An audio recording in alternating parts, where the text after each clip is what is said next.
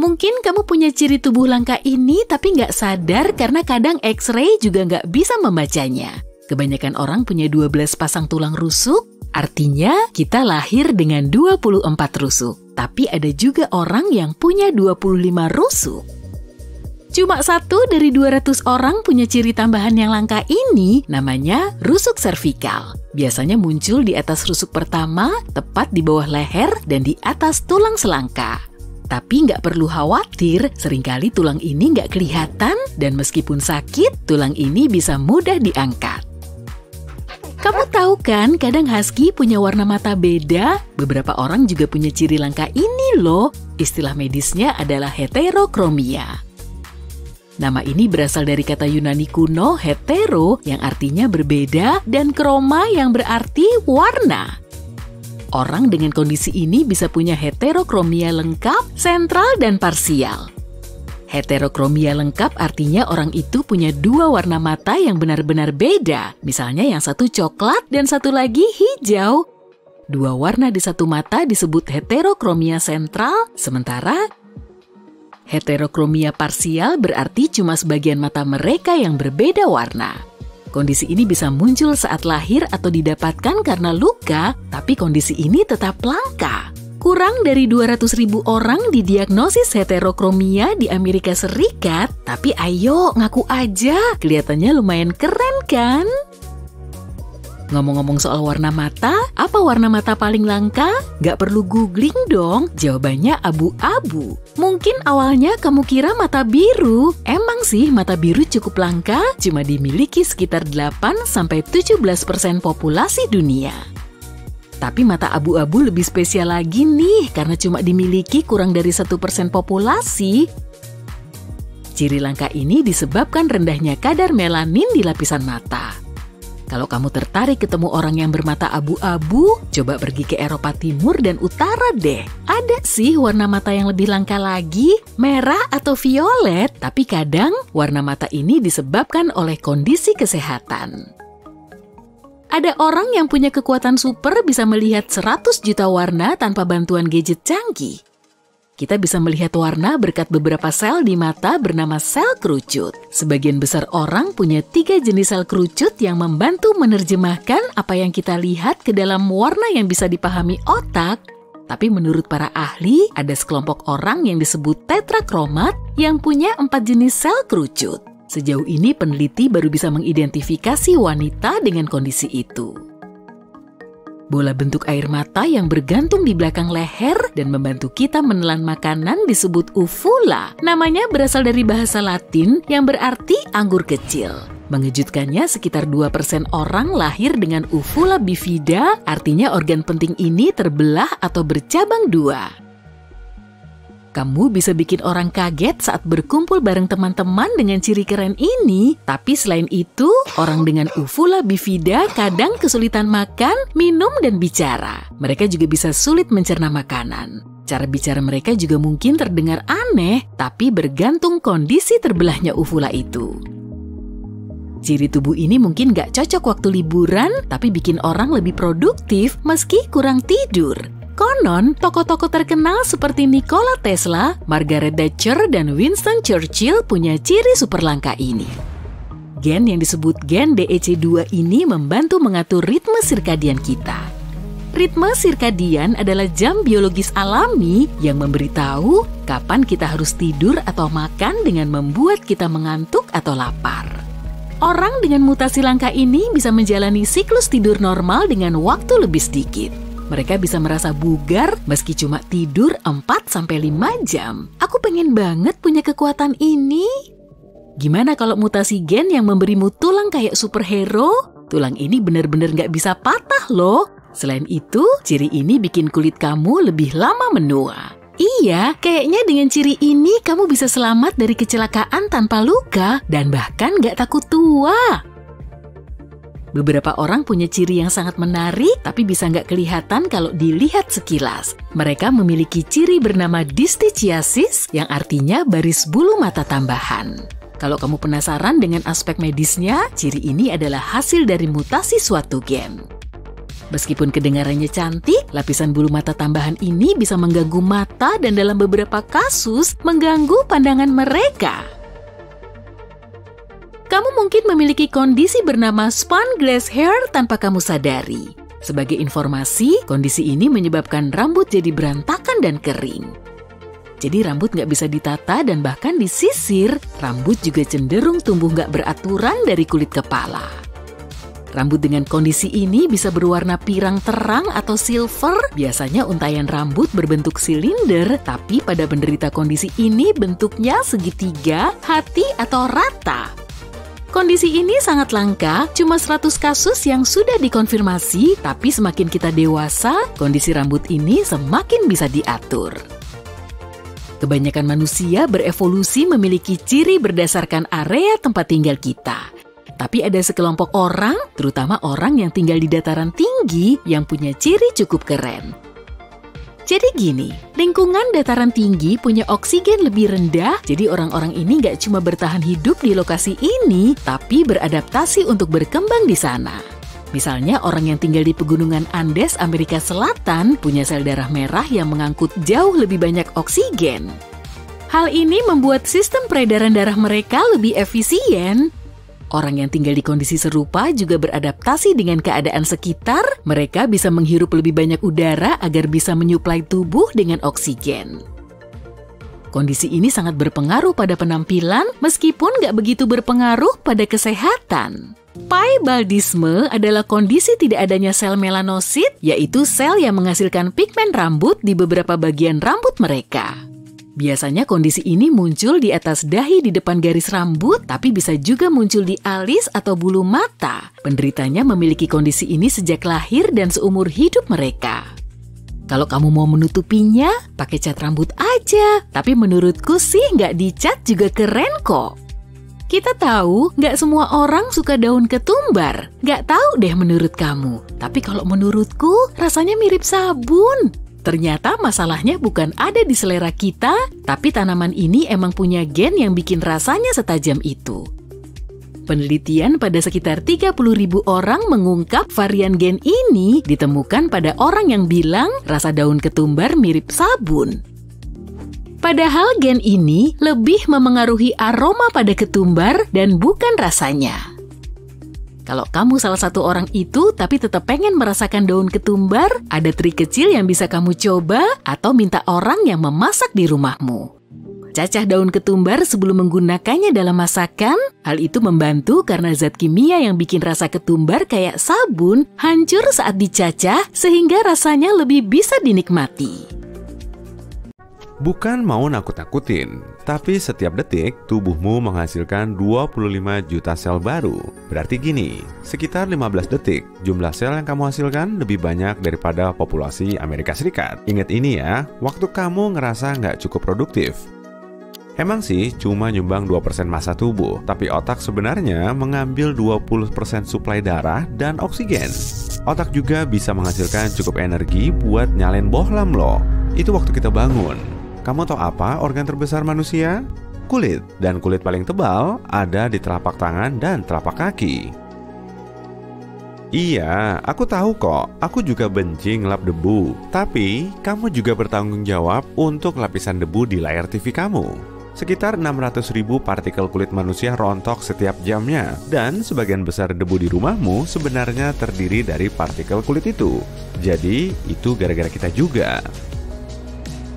Sekarang, ciri ini dianggap tanda kecantikan, tapi alasan orang lahir dengan bibir Cupid's bow sebenarnya cukup menarik. Waktu ciri tubuh kita mulai terbentuk sebelum lahir, ternyata Cupid's bow adalah tempat wajah kita berkumpul menjadi satu, sisi kanan dan sisi kiri wajah.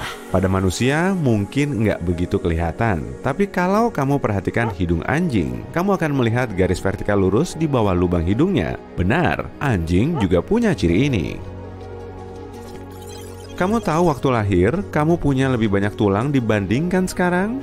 Saat lahir, kita punya sekitar 300 tulang. Tapi seiring bertambahnya usia, beberapa tulang menyatu. Makanya, pada orang dewasa, kita cuma punya sekitar 200 tulang. Meskipun gigi secara teknis bagian dari sistem rangka, tapi gigi bukanlah tulang. Rupa dan ciri-cirinya emang sama, misalnya jadi bagian terkeras di tubuh. Tapi kenapa selama ini gigi dianggap tulang? Mungkin karena gigi dan tulang sama-sama mengandung kalsium. Lebih spesifiknya, sekitar 99% kalsium tubuh ada di dalam tulang dan gigi. Sisanya ada di aliran darah. Terus apa bedanya? Perbedaannya ada pada pemulihan tulang dan gigi serta cara perawatannya. Tulang bisa pulih sendiri, tapi gigi enggak. Makanya ada dokter gigi. Bukan cuma sidik jari kita yang unik, tapi lidah juga. Peneliti mengungkap sekitar 10.000 kuncup pengecap pada lidah tersusun dalam pola unik dan spesifik untuk setiap manusia. Sekitar 80% dari yang kamu kira rasa sebenarnya adalah aromanya. Kombinasi rasa dan aroma yang kita terima itulah yang nantinya disebut cita rasa. Mungkin karena indera penciuman kita sekitar 10.000 kali lebih kuat daripada indera pengecap kita. Kalau nanti kamu muter lagu favoritmu, coba perhatikan degup jantung kamu deh. Kamu denger nggak? Iya, benar. Waktu dengerin musik, degup jantung akan selaras dengan irama lagu itu. Ngomong-ngomong, soal degup jantung yang sehat, kalau kamu pengen tahu, jantung berdegup rata-rata sekitar 75 kali per menit. Artinya, setiap tahun, jantung manusia bisa memompa darah setara dengan kolam renang ukuran Olimpiade. Lebih menariknya lagi, kalau kamu menyambungkan semua pembuluh darah dari ujung ke ujung, kamu bisa mengelilingi bumi 4 kali. Tapi nggak usah dicoba ya, sakit. Kita satu-satunya spesies di bumi yang punya dagu. Masih ada perdebatan terkait masalah ini di komunitas sains. Tapi salah satu alasan kita punya dagu kayaknya buat memperkuat rahang. Saat manusia terus berevolusi, gigi dan otot di rahang semakin kecil. Jadi, manusia butuh sesuatu yang bisa ngebantu ketahanan rahang. Bagian transparan di mata disebut kornea. Fungsinya adalah membantu cahaya untuk tembus. Kornea juga satu-satunya bagian tubuh yang tidak terhubung dengan suplai darah. Kenapa? Karena kornea dirancang khusus buat mendapatkan oksigen langsung dari udara. Kalau kamu menguras semua lemak di tubuh manusia sehat, lemak itu bakal cukup buat bikin 7 sabun batang. Produksi air liur kita seumur hidup cukup buat mengisi 2 kolam renang. Tapi jangan meludah di kolam renang ya. Kamu penasaran nggak berapa banyak yang kita makan seumur hidup kita? Sini aku kasih tahu. Orang berukuran tubuh sedang makan hampir 33 ton makanan seumur hidup. Itu kira-kira setara 6 ekor gajah. Itu nggak seberapa. Manusia membawa sekitar 1,8 kg bakteri setiap saat di tubuh kita. Tapi hey, nggak perlu ke dokter. Bakteri itu sebagian besar bakteri baik dan punya fungsi khusus di tubuh manusia. Misalnya, membantu pencernaan dan sistem imun kita. Ukur tinggi badan kamu di pagi hari kalau kamu mau hasil yang akurat. Karena kamu sekitar 1 cm lebih tinggi waktu bangun. Percaya deh, bukan sulap, bukan sihir. Soalnya sepanjang hari, tulang rawan yang lunak di antara tulang belakangmu terhimpit dan tertekan. Makanya tinggi badanmu jadi berkurang di malam hari. Kita tahu kita punya semacam energi yang bergerak di tubuh kita. Jadi kita emang memancarkan sedikit cahaya. Sayangnya cahaya itu terlalu lemah buat dilihat mata kita. Tapi kalau dipikir-pikir, kamu beneran bersinar sekarang ini. Penulis Mark Twain yang humoris itu pernah bilang, manusia adalah satu-satunya binatang yang merona atau perlu merona. Bener banget, tapi nggak semua manusia bisa merona. Kalau bisa pun ronanya beda-beda. Apa merona ada hubungannya dengan evolusi? Kayaknya sih. Merona adalah cara buat berkomunikasi tanpa kata-kata, kayak anjing menggoyangkan ekor waktu senang atau bersemangat.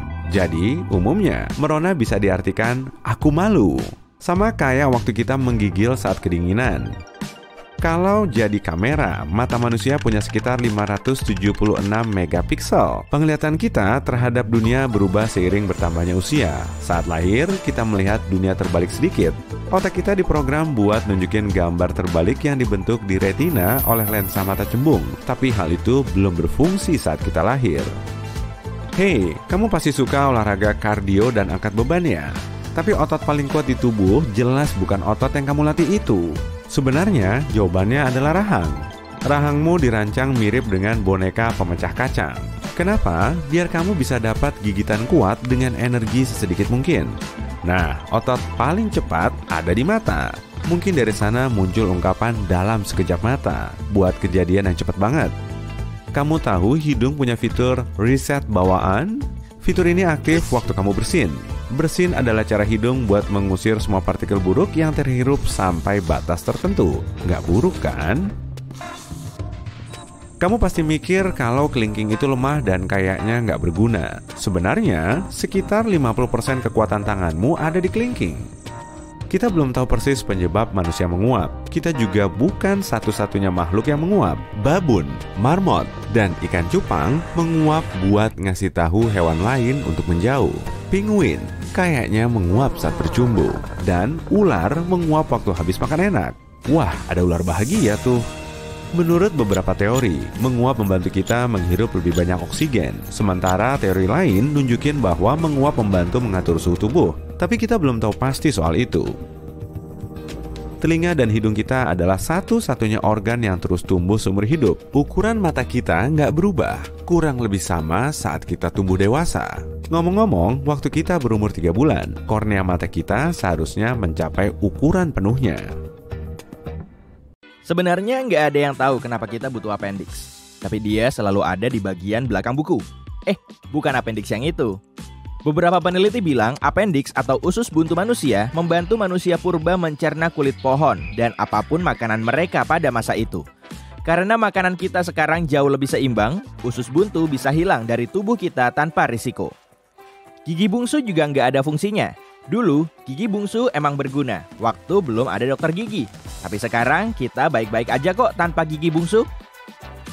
Otak akan membesar kira-kira 2% kalau kita pergi ke luar angkasa. Dengan gravitasi normal, cairan di otak secara alami bergerak ke bawah waktu kita berdiri tegak.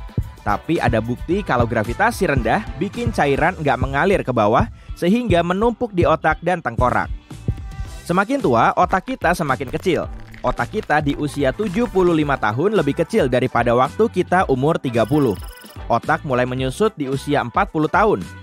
Semua orang pasti ngalamin, jadi pasrah aja deh, terus asah otakmu ya. Kalau menatap mata sendiri di cermin, kamu bakal ngeliat lingkaran pink kecil di sudut mata. Ini kelopak mata ketiga yang nggak berguna buat kita, tapi berharga buat hewan kayak burung, biar nggak kemasukan debu dan puing. Mungkin kamu pernah mendengar seleksi alam.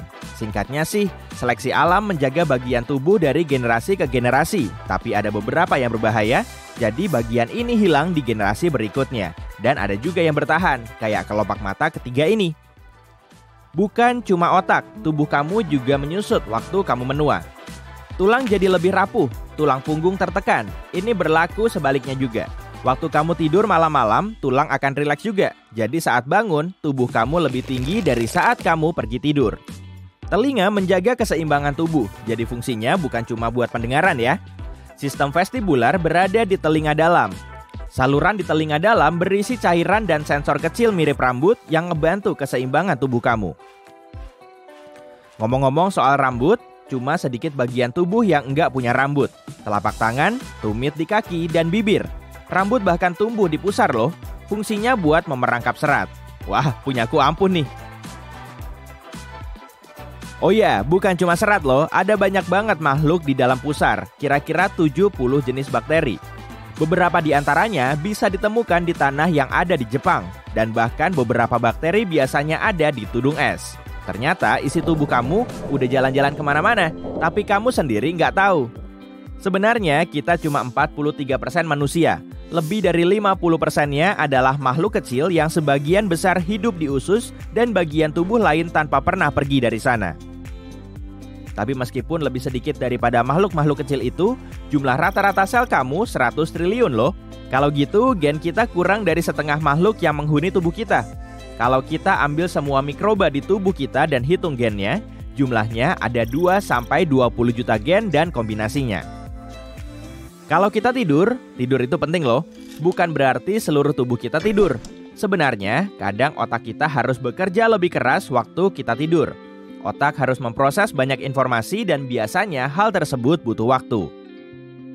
Oh iya, satu bagian tubuh yang beneran istirahat waktu kita tidur adalah hidung. Kita nggak akan mencium bau busuk waktu tidur soalnya indera penciuman kita nggak aktif pada malam hari. Kalau kamarmu bau, kamu nggak akan keganggu. Saintis tadinya percaya kalau kita bisa mengenali 10.000 aroma. Salah, penelitian terbaru menunjukkan manusia bisa mengenali lebih dari 1 triliun aroma. Kita juga lebih mudah mengingat aroma. Selain itu, aroma juga bisa memicu ingatan yang udah lama. Tapi jangan tertipu sama ingatan terkuat dan paling emosional, karena biasanya palsu. Ingatan yang palsu ini disebabkan memori sentral yang memberi kita keyakinan buat percaya kalau semua hal yang kita ingat itu asli, meskipun kita seharusnya yakin dengan sedikit detailnya. Kamu nggak keberatan kan kalau disebut mamalia? Di antara mamalia, cuma manusia yang selalu bisa berjalan dengan 2 anggota tubuh belakang dan menjaga postur itu seumur hidupnya. Mungkin kamu mau bilang, kanguru atau gorila juga kayak gitu. Tapi kanguru memakai ekornya sebagai kaki ketiga, dan gorila menggunakan bantuan tangannya yang panjang biar seimbang. Tulang juga memengaruhi metabolisme loh. Saat darah kekurangan kalsium, tulang yang mengandung unsur ini mulai meluruhkan ke aliran darah sehingga menyeimbangkan tubuh. Begitu juga sebaliknya, waktu darah kebanyakan kalsium, unsur ini masuk ke tulang untuk cadangan. Tinggi badan, bentuk tubuh, dan warna kulit sangat bergantung pada tempat tinggal nenek moyang kita dulu. Tapi kita bisa beradaptasi pada kondisi baru seumur hidup kita. Misalnya, kalau kamu pindah dari dataran ke pegunungan, sel darah merah di tubuh kamu jadi lebih banyak untuk mengganti kekurangan oksigen.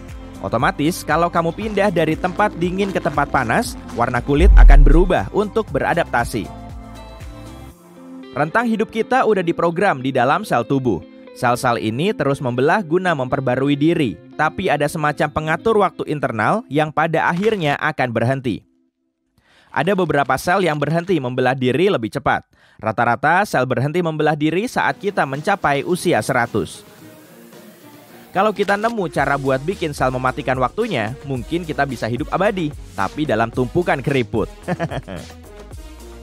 Lemak tubuh berfungsi sebagai bahan insulasi, penyimpan energi, dan penyerap guncangan. Tubuh mengirim sebagian besar lemak ke bagian pinggang karena organ dalam berada di sana. Kalau kamu kenapa-kenapa, lapisan lemak ini bisa melindungi organ itu biar enggak terjadi kerusakan parah. Tengkorak terdiri dari 22 tulang berbeda, jadi enggak cuma 1 tulang ya. Nah, tulang-tulang ini menyatu untuk melindungi otak. Mandibula atau rahang bawah adalah satu-satunya tulang tengkorak yang nempel di kepala dengan jaringan ikat dan otot. Makanya, rahang bawah kita digerakkan sesuai keinginan kamu. Tulang terkecil di seluruh tubuh ada di dalam telinga, namanya tulang sanggurdi, dan besarnya setara dengan sebutir beras. Ternyata letak otot terkuat bukan di lengan atau kaki, tapi ada di kepala. Masseter adalah otot utama yang bikin kita bisa mengunyah. Otot ini harus kuat banget biar kita bisa makan normal. Nah, otot yang bikin kita bisa menggerakkan telinga adalah otot temporalis. Otot ini letaknya di atas pelipis. Oh ya, otot temporalis juga ngebantu kita mengunyah makanan. Ada 2 otot yang cepat banget. Otot ini bertugas menutup dan membuka kelopak mata. Sebenarnya, 2 otot ini adalah otot tercepat di tubuh. Karena mata rapuh dan butuh perlindungan, saat refleksnya dipicu, otot ini menutup mata dalam waktu kurang dari 1/10 detik. Kita cuma mengenali warna ungu, biru, hijau, kuning, dan kuning merah. Warna lainnya cuma kombinasi dari 3 warna ini. Kita nggak mungkin menghitung jumlah kombinasi warna yang bisa dilihat mata, karena setiap orang punya penglihatan yang sedikit berbeda. Tapi rata-rata jumlahnya ada 1 juta kombinasi. Kapasitas lambung luar biasa besar, bisa menampung hampir 2 liter cairan, kira-kira 1 botol besar soda lah. Tapi sulit buat mengira-ngira jumlah makanan keras yang bisa dimasukkan ke lambung. Soalnya makanan dikunyah dulu sebelum dicerna. Kayaknya kalau 1 kalkun sih nggak muat, tapi mungkin muat buat 1 ayam besar. Hei, ingat kata nenek, selalu ada tempat buat es krim. Coba kasih tahu ada di mana soda, ayam, dan es krim yang kamu makan sekarang. Kalau kamu menunjuk perut, salah. Jawabannya di atas ini, sembunyi di antara rusuk. Kalau perut isinya usus. Coba tebak, posisi lambung kita ada di mana ya? Kalau menurutmu ada di bagian bawah sini, kamu salah. Yang bener tuh, ada di sela-sela tulang rusuk sebelah sini. Kapasitas lambung kita ternyata lumayan gede loh. Bagian tubuh ini bisa menampung hingga setengah galon air, atau kurang lebih sebotol minuman soda ukuran besar. Untuk makanan padat, kapasitasnya memang sulit diprediksi. Dan kemungkinan besar, kita nggak akan kuat melahap satu kalkun sekaligus. Tapi kalau ayam ukuran sedang, mungkin masih muat sih. Menurut para ilmuwan, usus buntu kita lama-lama bisa menghilang. Dan kita nggak tahu pasti fungsi aslinya. Tapi sebagian ilmuwan mengklaim, usus buntu telah membantu manusia purba mencerna kulit pohon. Dan manusia modern seperti kita nggak makan kulit pohon. Jadi usus buntu sudah nggak diperlukan lagi. Kemungkinannya sih, organ ini bisa menghilang tanpa menimbulkan efek berarti. Selain usus buntu, gigi bungsu kita juga nggak berfungsi lagi. Gigi ini pernah dipakai oleh manusia purba sebagai geraham cadangan setelah gigi mereka tanggal. Tapi di zaman now, kita harus pergi ke dokter untuk mencabutnya. Lagi pula, kita masih bisa bertahan hidup walau tanpa usus buntu, lambung, dan cuma punya satu ginjal atau satu paru-paru. Wah, bisa gitu ya. Hati kita berfungsi seperti bodyguard. Organ ini mampu melindungi tubuh kita dari racun dan zat asing yang membahayakan. Bodyguard tangguh ini juga bisa beregenerasi. Peranannya sangat penting dan tanggung jawabnya banyak. Ia mampu menjalankan 500 fungsi berbeda dan hampir 10%-nya terdiri dari lemak. Hati juga bisa numbuh lagi loh. Meski setengah bagiannya udah hilang, organ ini akan beregenerasi ke ukuran semula. Jantung kita rata-rata berukuran satu kepalan tangan. Organ ini bisa berdetak sampai 115.000 kali dan memompa 2.000 galon darah setiap hari. Paru-paru kanan lebih besar dari paru-paru kiri karena di situ juga ada jantung. Dalam seharinya, kita menghirup berbagai jenis debu, termasuk juga 700.000 serpihan kulit. Lambung adalah bentuk pertahanan paling penting dalam sistem kekebalan tubuh. Asam kloridanya mampu memusnahkan racun, virus, dan bakteri berbahaya yang masuk ke lambung bersama makanan. Bahkan zat ini bisa mencerna lambung kita loh. Tapi untungnya, ada selaput lendir yang berfungsi sebagai pelindung. Mandi air hangat bisa ngebakar kalori sebanyak jalan kaki setengah jam. Saat berdiri, kita ngebakar 100 sampai 200 kalori. Tapi saat duduk, angkanya berkisar dari 60 sampai 130 kalori, tergantung pada tinggi badan, berat badan, jenis kelamin, dan usia. Setelah digigit nyamuk, tubuh kita akan bengkak dan gatal-gatal. Nyamuk udah ngerusak kulit kita dengan membuat gigitan. Sistem imun kita menganggap air liur nyamuk sebagai benda asing. Lalu, sistem imun mulai ngasih reaksi khusus untuk mengusir benda asing ini dari tubuh. Selanjutnya, sistem imun memproduksi histamin untuk mempercepat aliran darah di sekitar area gigitan. Makanya terbentuk bengkak. Histamin juga mengirim sinyal ke saraf terdekat agar bekas gigitan terasa gatal. Rasa makanan di atas pesawat kemungkinan besar nggak akan sama kayak di darat. Di atas sana, indera pengecap kita berkurang sampai 30% karena pengaruh udara kering dan tekanan kabin. Apalagi kalau makanannya terasa asin atau manis. Kita nggak akan bisa ngerasain makanan tanpa air liur. Kuncup pengecap kita memang punya kemoreseptor yang mampu mendeteksi rasa, tapi di situ harus ada zat cair agar molekulnya mengikat rasa. Kita juga nggak bisa ngerasain makanan yang nggak larut oleh air liur. Hidangan penutup selalu muat dimasukin ke mulut meski kita udah makan banyak salad, sup, atau daging. Tubuh juga perlu variasi rasa setelah banyak mengasup makanan gurih. Makanya saat ada hidangan manis seperti es krim, kue, atau coklat, otak kita jadi bersemangat. Dan untuk mendapatkan kenikmatan itu, sinyal rasa kenyang jadi teralihkan. Tapi nggak apa-apa, perut kita bisa fleksibel kok. Gula juga bisa membantunya lebih rileks agar perut kita lebih melar. Asik, bisa lanjut makan nih. Lidah termasuk otot yang paling kuat di tubuh kita loh. Organ ini punya lebih dari 10.000 kuncup pengecap yang dipenuhi dengan bulu mikroskopik. Bulu ini berfungsi untuk ngerasain makanan. ngebedain rasa dan mengirim informasi ke otak untuk memulai proses pencernaan. Semua tonjolan kecil pada lidah ngebentuk pola khusus. Makanya, para ahli menyatakan pola lidah punya keunikan tersendiri seperti sidik jari. Lidah kita nggak punya penyekat untuk mengecap rasa pahit, manis, asam, maupun asin. Ke-8.000 kuncup pengecap di lidah, langit-langit mulut, atau kerongkongan kita bisa mendeteksi semua rasa. Bagi sebagian orang, rasa daun ketumbar mirip kayak sabun karena tanaman itu mengandung bahan kimia yang dipakai untuk bikin sabun. Tapi cuma 4-14% populasi manusia yang memiliki gen khusus untuk mendeteksi rasa ini. Otot masseter adalah otot terkuat di tubuh kita berdasarkan beratnya. Masseter dan otot lain pada rahang bisa mengatupkan gigi dengan kekuatan 90 kg pada geraham dan 25 kg di gigi seri. Tulang belakang kita juga bisa mengingat loh. Ia bisa hafal sama postur tubuh kita dan posisinya sulit banget dibenerin. Mekanisme merinding berasal dari manusia purba yang hidup di zaman dulu. Bulu tubuh mereka akan berdiri agar perawakan mereka kelihatan lebih besar dan nyermin bagi musuh. Dengan alasan yang sama, kucing juga akan mendesis dan ngebungkukin punggungnya.